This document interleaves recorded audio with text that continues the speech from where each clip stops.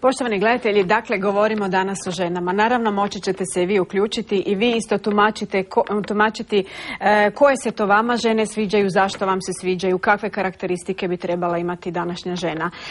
Dozvolite da vam sada predstavim gošće današnje koje će govoriti o ženama, prije svega o sebi iz vlastitog iskustva. One su sve ono što sam i nabrojala, i lijepe i pametne, bogate duhom, zapravo priču o gospođi Milki. Molim vas, jer evo sad ste mi dali fotografije, dakle vi ste prije svega drugarica Milka, to ste rekli vrlo ponosno, drugarica Milka sa drugom Titom. Evo, ako možete, molim vas. Na prijem, onda sam normalno išla i ja, i onda smo bili primljeni kod predsjednika tada te države, i onda se ja znam zafrkavati, moji prijatelji kažu da sam ja Titova drugarica, ali naime... Niste sami.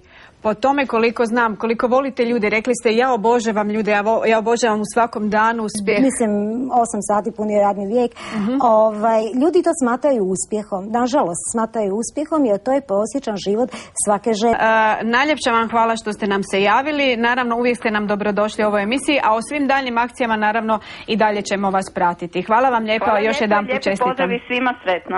Hvala lijepa, evo da sad pročitamo, dakle to su Zlatko Šimecki, Marta Vučetić i Jadranka Kašpar.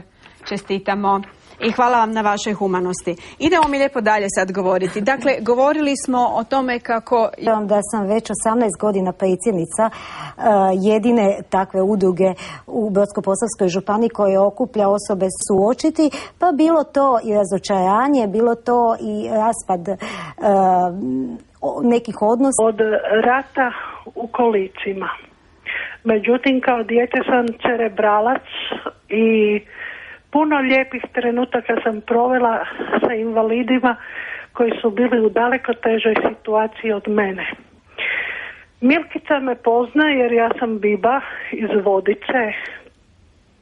Kako da krenu u normalan život i novi početak. Da i mi svojim iskustvo. Žene to obično vole, isto malo da isto ima svoje Ranier će biti ostavljen ili ostavljena ili možda niko se neće u nju, ne znam nešto. Dakle, dajte molim vas odgovor tim mamama. Ja znam što sam im ja rekla, ali želim čuti vas. Ali Ana, ali šta nisu... Perspektivnost. Zbog svih tih životnih teškoća. Vi pričate, ja sam bez posla, ja sam samohrana majka, ja sam njima podignula dom, ja sam sebi sagradila grobnicu praktički. Sve što vi pričate je za vas koji